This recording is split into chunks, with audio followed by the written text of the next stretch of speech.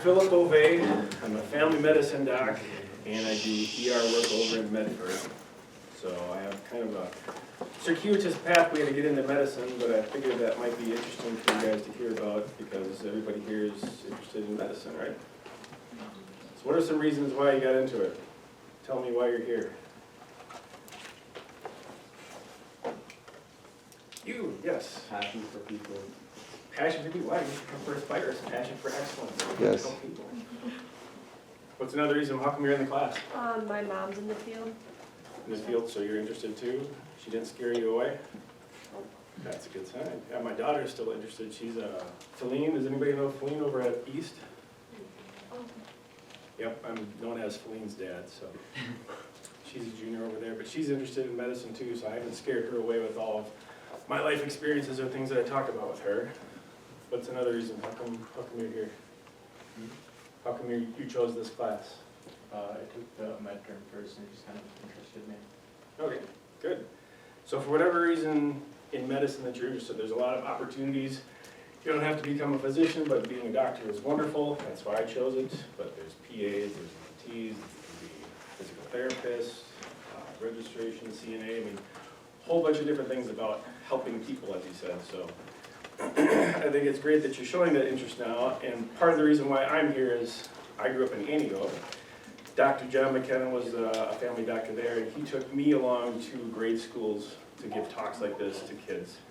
And eventually, some of you might end up become doctors, might end up coming back to the area and be a physician and take care of your friends or your friends' kids or your family members. So that's a very rewarding path if you choose to go down it. When I was in kindergarten, my teacher, Miss France, she told me in my report card, I hope to see the name doctor, I hope to see doctor in front of your name someday. So that was at kindergarten because I like to draw bones and put together model hearts and just dissect crayfish and all sorts of fun things like that. So out in Medford, she actually became my patient one day.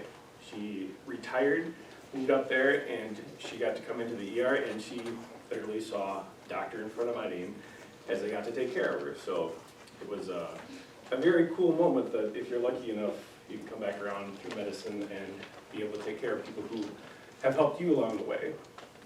So that's some of my story, and if you guys have questions, you can ask throughout also. Oh, we were waiting for you. Anybody have any questions right now? No? All right, I'll keep going. I like to walk around too, so. How's it going back here? Great. This is where I used to like to sit. Not in this room, but back here. I'm always curious what people are doing on the computer. Hi. What's your name? Reese. How come you joined this class? I remember I took it for a reason, but I kind of forgot that reason. All right. Well, I'm glad you're here. I hope you get something out of it. So, as I said, I'm a family medicine doc. Trained in family medicine, but I started out in general surgery, which is kind of weird. So I thought, dissecting crayfish was fun. Wanted to do that on people in a good way. So I went into surgery for 2 years, and it didn't work out, so I switched into family medicine. So I did that for 3 years in town here, and then started doing ER work and had a lot more fun with that. And it was more interesting to do procedures on people compared to clinic work. Also made more money and better lifestyle with having more time being at home with my family. So it's not a typical pathway, but it worked out and brought me here today. So when you guys think about becoming a doctor, what's your understanding for what it takes to get there? Anybody? Yes? Lots of school. Lots of schooling. How much schooling? A lot. A lot, that's right. So, you guys seen the movie Tommy Boy? Yeah. It's like, yeah, lots of people go to school for 7 years. Yeah, they're called doctors. So, I actually went to school for undergrad for 6 years and started out in German literature, which is kind of a leap to get into medicine, but I wanted to study abroad, learn another language, and got to fulfill that. And then worked in a nursing home in Germany back in 2000 and got more experience, and then that helped me get into medical school. So started out in German literature, went to UW-Madison, switched into molecular biology, and was able to do all my pre-med courses and get into it that way. So you're currently working in Medford, you said? Currently in Medford, yep. Full-time ER doc and the director out there for 2 years. Okay. So how many patients do you see a day typically? Do anywhere from 12 to 24-hour shifts, and I'll see anywhere from 15, and the most I've seen in 24 hours is about 43. So that's a lot of patients and a lot of acuity. You got a question? Have you always worked in Medford? I started out there in June 2009 part-time, and then I've been full-time for 4 years and the director for 2 years. So when you're a resident, you can do something called moonlighting, where you have your main job of being a resident and seeing patients in the clinic, but you can pick up side jobs covering ERs or doing other things in rural medicine because there's such a high need for it that they'll even trust a resident to take care of an ER. Where did you do your residency?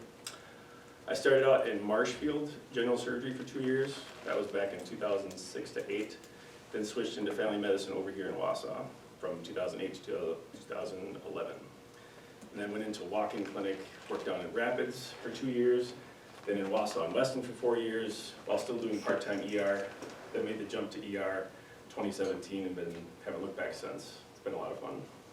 Question? So after high school, where did you go to school? UW-Madison. And I didn't know what I wanted to do exactly at that time, so I just took good classes that I knew I could branch out to. So I took music theory, German literature, ended up taking like nutrition courses, just things that were interesting. And then once I took an anatomy class my sophomore year, that's when I decided, oh yes, I want to go into medicine. Then jumped into pre-med full board after that. Another question. How many years did it take you to get into medical school? Because I kind of delayed my pre-meds, it took me 6 years of undergrad. Although I could have graduated in 5, I extended it out so I could get loan repayment delayed and also have more time to interview and beef up my resume to get in. So Yeah. people think, oh, it's 4 years of college, then 4 years of med school, and then 3 or 5 years of residency training, but not everybody follows that route. So my course is a perfect example because I did 6 years of undergrad and then, 4 years of med school and then 2 years of surgery, then 3 years of family medicine, and then went into walk-in and then went into ER full-time. So if you decide something in medicine, you don't have to stay in that one field for the rest of your time. If you branch out, you can kind of see, oh, I like this field, or those people get to do the cool stuff in that sleep lab or something, then you can change your route and do something different. Question, yes? How do you go about changing your field?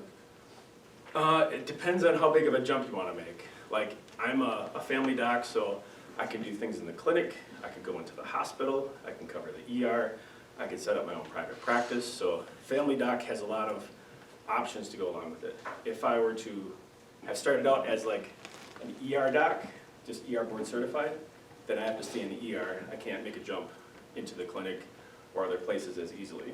It's still possible, but sometimes they'll make you go back and do like a whole other residency, just 3 years of training, which after you've been out, it's kind of a hard thing to go back on, time-wise and pay-wise, so. But it's possible, you can do it. Okay, Zoom. Question? Does medicine run in your family? My great-grandpa, Oscar Utnamer, was a pharmacist. That's about it. And I have a cousin who became a veterinarian, but he's younger than me, and I have a sister who is a physical therapy assistant, so. But my mom worked at the general clinic over in Antigo, so she knew the docs, and when I wanted to shadow and get some opportunities, then she was able to present those to me, and I was able to get in and get that experience. So if you know somebody in medicine, it's really helpful to just sit down and talk to somebody about the culture, what you're getting into, and how medicine's changing, and if it's going to be a fit for how you want to study, what you want to learn, lifestyle you want to get into. So what is it about the ER that you love so much and want to stay there? ER is fun because It's a great opportunity to help people when they need it the most, when they or their family member has had a stroke, or they come in and their arm is barely hanging on and you have to try to patch things together and talk to them about options and stabilizing them and transferring them. Or if their shoulder's out of place, we put it back in the socket. It's more exciting to do hands-on procedures that way. So, plus, you don't have to deal with as much paperwork as like when you're a family doc in the clinic. So there's a lot of bureaucracy. Like if I'm in the clinic and I wanted to order a CT scan or an MRI or something, you have to call the insurance company, get a prior authorization, whereas when you're in ER, it's deemed emergency, so you can just do pretty much all the studies and scans you want, get the answers right away, and then act on it, and it's a lot more efficient. So it's more rewarding that way too, as opposed to, I think this is what's going on, we'll run some tests, why don't you come back next week, and then we'll talk about it. We still need people like that, and it's really important, but it's not as adrenaline junkie type. Ooh, there's a traffic coming in. Sure. See what we can do to help. Question? Do you have to take a lot of your work home, like paperwork or anything you have to fill out? No, that's another reason why I like ER so much. So some people will delay their charting, because every time you see a patient, you have to document it in the chart. And some people are really good with that. Others will wait several days or longer and take their work home with them and then chart at home. And then you don't see your kids as much or spend as much family time. So ER is nice because I have my templates, I get my charting done ideally right before I go home. Or if I'm working like a 12-hour shift the next night, then I'll do them right away the next night when I come back. So it's very nice in that sense that it doesn't build up on you and you take care of it right away. Question, yes? What is, I don't want to sound like weird, I guess, but It's like, okay, what was your it's high like school. favorite case in the ER? Favorite case? Or most interesting. or Yeah, something. yeah, something like that. Medicine's nice because every time you think that you've seen most of it, then something will surprise you. So it's hard to come up with an actual favorite. Welcome, come on in. This is the mod style, right? People come and go. So best case, their favorite, I think some of the most rewarding ones are when people come in and like they can't use half their body, they can't speak, they're having a stroke because a blood clot went to their brain, and you can give them this medicine called TPA that's called Clot Buster, and you give it to them, and within minutes, all of a sudden, they can speak again, move their arms, and they've regained all of their function. So that's really rewarding because it goes from a debilitating lifestyle potentially to you saved their function of their life, and they're very thankful, and it's very rewarding because it's not something you send out and somebody else does. It's something in the ER, rural medicine, where you can intervene right away and save a person's life or regain their disability within minutes. So those are really rewarding to do. Otherwise, shoulder dislocations are fun to put back in. Had a guy who wanted to be Superman at the bar, dove like this, and he came in like this, although his shoulder was way down here. He had a luxatio, subluxation. So he dislocated his shoulder down this way, so he was in this position for several hours before he got to me. So to be able to, and it hurts a lot too, so when people are in a lot of pain, and you're able to manually just do something to their body, and they feel better right after that, those are also very rewarding situations to be in. Part of that procedure-oriented approach. Another question, yes? If you had to like recommend what field to job shadow, what would you say we should start with? I think wherever you can, because even if you go someplace and you're like, wow, that sucked, I definitely don't want to do that, boom, check that off the list, and you know that you at least figure that part out. So if there's an area of medicine that you're interested in, some people can pretty much decide, okay, I want to do something surgical, or I want to do something clinical. If you like blood and guts and things, go procedure route and surgery. If you just enjoy talking to people and helping them with medications and various referrals, then that's more clinic and people-oriented in that sense. I mean, everybody's dealing with people, but it's a matter of how much you want to go into it. So I'd say wherever you have opportunities, just jump right in, because if you contact somebody and then you realize, oh, I really like the heart, then they'll say, well, I know this cardiologist. Then you can get connections to somebody else who can help give you those experiences. So it can just keep on bouncing from there. So just jump in. You keep asking questions. We'll get to you next. You go first. What does your typical work week look like? Typical work week, I can work anywhere from 30 to 90 hours in a week. I'm our scheduler too, so if I work a lot, I do it to myself, but that's with trying to manage vacations and things. We do mostly 12-hour shifts, so they start at 8 o'clock in the morning and go until 8 o'clock at night, or they start at 8 at night and then go until 8 o'clock in the morning. We used to do 24-hour shifts, 8 a.m. to 8 a.m., but those became too arduous. When we have 8 rooms, so if we have 15 people on the board and trying to get through all of that and do charts throughout the day, our decision-making capacity goes down after 25 or 30 patients, and if you've been up for 18 hours, you're not at the best game. So we've scheduled more so 12-hour shifts, and we can do 24s if we have to, but so mostly it'd be, like this week, I worked Saturday night, and then I work Thursday day, and then I work Saturday night, so I have those 3 shifts for that. Thanks for coming in, thanks for your questions. So otherwise I can do like a 12-hour shift followed by a 24-hour shift, so I do 36 hours within 48 hours. That's like the most strenuous. Otherwise, 3 12-hour shifts, 3 days a week, and then I can be off for a week. It's really nice. So you can plan things during the weekday of getting your oil change, or going to my daughter's swim meets, all sorts of things to try to rearrange. Yes, your question? What are some of the biggest things you did in college to beef up your resume for med school?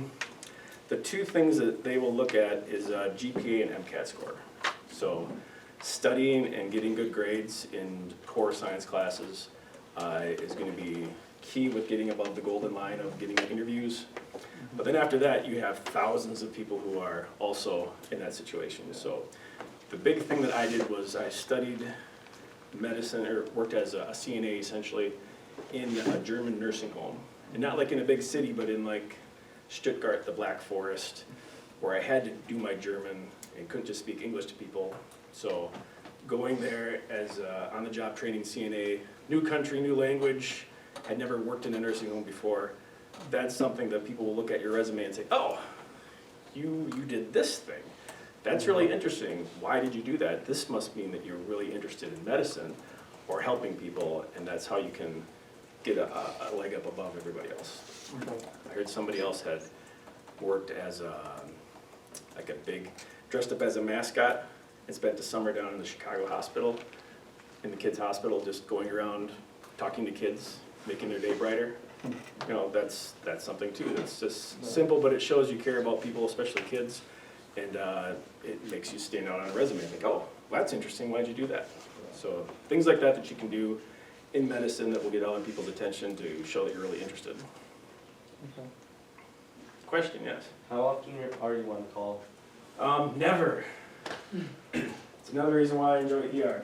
Used to have a pager, used to have to go in and deliver babies, see hospital patients, all sorts of things, and being an ER doc, I'm paid for my time. So from 8 a.m. to 8 p.m. or whatever, that's my time, that's when I get paid for it. And if we have a sick call, then I'm our scheduler and have to manage things, and I ran a meeting this morning, for instance, but I don't have to leave my kids or my family and be like, oh, I have to go sit in the hospital and potentially deliver a baby that may or may not deliver or may go to C-section, and then I've just spent 10 hours in the OB and didn't do anything. Or that's how I felt, at least. That's why I didn't go into OB. We have 8 kids at home, so I love kids, but they don't deliver on the schedule.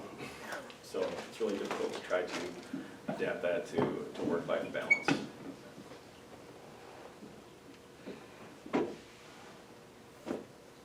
Any other questions? Yes?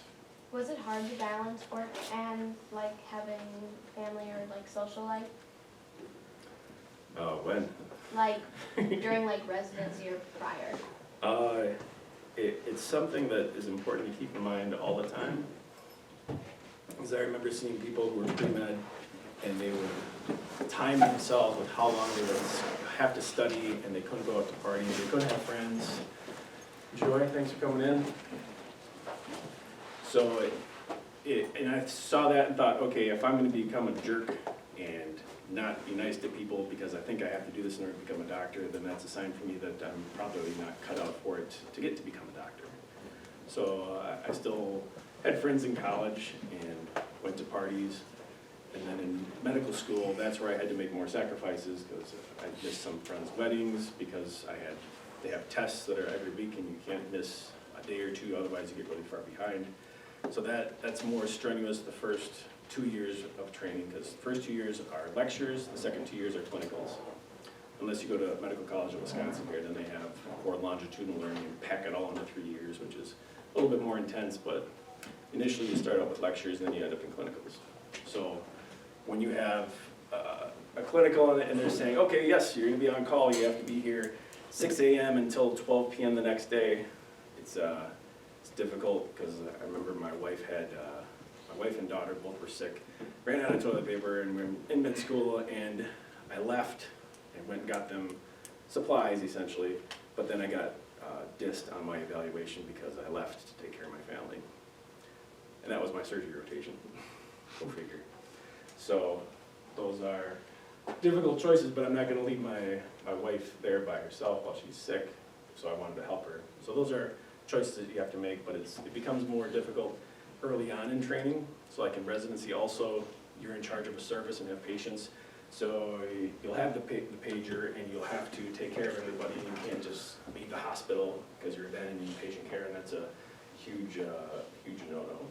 So, but as you get older and you can have more agency with your schedule and say, okay, I only want to work this much, because in surgery residency it was working 80 to 100 hours a week for 2 years at times, so that was a lot. And then when you're going into family medicine, it was more like working 50 to 60 hours a week. And now as an ER doc, the time that I do work is intense, but it's much better because I work 30 to 60 hours a week, depending on how busy I want to be. So all that factors into how you want to manage your life. When you want to have kids, you have kids earlier in training, it's easier compared to later.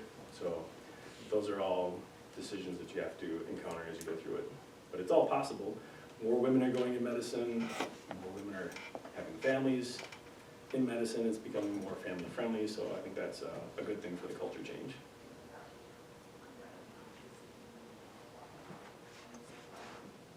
Any other questions? Is anybody interested in emergency medicine? Good. What makes you interested about it? I'm doing volunteer firefighting right now at the Village of Maine, and I'll probably have to get into it at some point, although the fire side has me a little bit more interested. Yeah, that's great. Becoming an EMT or learning paramedic, that's, I know several people who, when they were in training, they worked as a basic EMT where you can get paid for being on call, but still have downtime to study, and then you get experience when they come in. So it's a great combination of, if you can find positions like that, it's really nice to learn and make money at the same time. Yeah, I'm headed out to Hyattsville, Maryland, where they have a live-in program that's almost exactly how you mentioned it, so should be good stuff. Yeah, it's nice. If I'm lucky enough at night when I'm doing a night shift, I can sleep, so I usually get like anywhere from 3 to 5 hours over several naps. It's not the best sleep, but I'm essentially there to work if somebody comes in, but you can still rest, so it's a nice setup too. And how come you're interested in? Yeah, I don't know, my mom's a PA and she's like, you, just like my personality, I can't work under somebody, so that's physician, and then just like my personality, I work well under like stress and critical thinking, and I couldn't deal with the family, all that deal. So, Mm-hmm. yeah. Yes, it's good to recognize that early. I mean, there are certain personalities that go with different professions, and you'll see certain TikToks about that if you guys are follow Dr. Glaucom Flecken. You guys ever heard of him? You have? All right. Tell everybody else about it afterwards. He's got TikToks and Twitter followings, and he will characterize each profession based on how they act. In the orthos, I was supposed to say, bro, Yeah. because they lift weights and like to crush things. So, question, yes. Do you know if EMTs are doing job shadows right now? Yes, I think it just depends on where you're at. Out in Medford, we have students who are EMTs, and they will come around and help out in the ER. And if there are other cool experiences, we get them involved in patient care too. So it's just a matter of finding somebody and asking if you can go along and job shadow and find out more information. So, you're interested? Good. Yeah, I'd say if you live around here, then just try the Wausau ER, or there's where you live in West District. So if you live near Rothschild at all, or just right in over here. Okay, because they're basic EMTs who would probably let you shadow or go on a shift with them and see what it's like. So there's one who works out in Medford with us. Her name is Callie Gordon. She's over in Rothschild and works at the fire department, but is also a PA. So she has multiple roles and helps out all over. So after class, I can talk to you about setting up if you'd like to try to contact her. Okay? Thank you. So that's another reason for this class is contacts. So if there's shadowing that you're interested in doing through Aspirus, or if you just want to understand more about the profession or some type of aspect of medicine, then this is a point of contact, just like I can help you with setting up people who I know within the system and that can give you more experiences. If you'd like to come out to the ER, granted it's in Medford, so it's a little bit of a drive, but you know, I'm open to having, we've had the Medford high school students come out. That was delayed because of the pandemic, but we have college students who come out and shadow, medical students. We're going to start having residents this summer. So as the director, I'm trying to build a very learning culture so people are interested in teaching and giving experience, because you guys are the future. You guys will become doctors and all sorts of professionals in the field. And hopefully you can look back at some experience like this, which your instructors are giving you, to find connections and start gaining that experience. I didn't start doing that when I was your age because I was timid. I was interested, but couldn't make that jump of like, oh, well, why would they want to take a student on? Or what if I ask too many questions? Or what if I say the wrong thing or do something off? You know, if you find an environment, we understand that you guys are interested and curious, so it's a matter of just cultivating that curiosity and getting you interested. So I think it's worth just to ask, because the worst that they can say is no, but if you never ask, they're always going to say no, because you never asked. So, but if they say yes, then that's great. Or sometimes they might say no, they can't do it, but they know somebody else who's interested, and then hook you up with that person. So it's important to just ask and keep that in mind. So what else would you like to know next? Question? As someone with Dickerson's contracture of IGCD, I don't think it's much of an emergency, but I've been able to see anyone with it. Yes, I've seen several patients with it, and my grandpa had it actually. So Dupuytren's contraction is it's a slow contraction of the fingers, like right here. It usually happens to people who have diabetes or rheumatoid arthritis or certain types of other diseases or smoking, where essentially it's hard to remobilize these fingers, and they'll start to go like that over time. So I remember my grandpa and great-grandpa actually, they had to do physical therapy where they're pushing down and trying to get that open up again. So it helps, but it's hard to reverse. Oh. I can't move past that. Yeah, it's something to adapt to. Yeah. You play guitar? No. It'd be a good picking hand for a person. My brother told me, like, I'm tired of something. Oh. Yes, that's what makes you unique. So it's important to find those unique features and see how they can fit the different functions in your life. Has anybody seen Queen's Gambit? My Netflix parents chess watch show? it. Yeah, so the main character, main character, she has very wide set eyes, and she hated it growing up, thought it was the worst thing. And now she's realized that that's what people recognize her for, and she, especially with the pandemic, she's wearing a mask and her eyes are showing, so everywhere she goes, people are like, oh, here's on.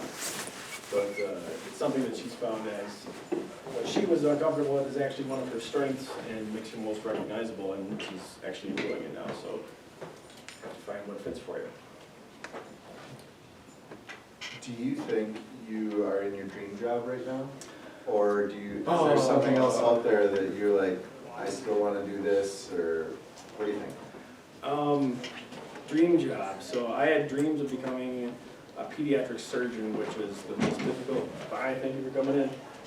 It's the most difficult fellowship to get into, where you have to do 5 years of general surgery, 2 years of fellowship, 2 years of research, and then you're lucky to probably get a spot. Thank you. So that was my dream job growing up in medical school, because I really liked pediatrics, and I enjoyed being with kids, and I love surgery because you get to do procedures and actually help people in intense moments. So put them together, you get pediatric surgeon, and then surgery didn't work out, so I thought, crap, I don't know what to do next. So that's where reevaluated, wanted to go into family medicine, wanted to stay in the area, wanted to have more laterality of different things I could do, and that made the most sense. And then ER worked out, so right now I feel like this is the best I can get, given the amount of hours that I work, and the money that I make, and the time I have with my family, and career satisfaction. So yeah, I think, and being the director out there, this is pretty much the pinnacle of what I could experience or ask for, as far as I know, with being in medicine. So, and it only took 12 years. But I got there, so, another question. Did you ever think of becoming a pediatrician if you liked kids so much? Yes, I was actually the pediatric club president in med school. And we would go to the house, the Mercy House, around Christmas and bring kids Christmas presents, so there's a volunteer aspect of it too, just helping kids. We brought in Patch Adams with his Joy of Caring, and I got to meet Patch Adams and have him give a lecture and talk to kids. Do you want to talk? So we watched Patch Adams last week. Oh, you did? Yeah, so do you want to talk about Patch Adams a little bit more? Like, I mean, Yeah. obviously they saw the movie, but we didn't get to the end though, did we? No. We had 10 minutes left. Yep. Love to do that after break, but Yes, it has a good ending, yes, it does. especially about proctology. Yes. So, Patch Adams, you guys, what do you remember about the movie, or what was interesting for you watching that? He enjoyed making his patients feel good. Yes, enjoy making patients feel good. If you treat a disease, you win, you lose. If you treat a person, you always win. So it's about caring and being there and always helping them. Now, his approach to medicine wasn't as conventional, and that's where he wanted to start the Gesundheit Institute. And the movie has a happy ending with the Gesundheit Institute talking about being made as of now, 20 years later. I don't think it's been made yet, but that type of mentality has helped infuse medicine and inspired me to want to become a doctor more also. So it certainly has had an impact, and I'm glad that you showed it to your class. Robin Williams does a great job of just being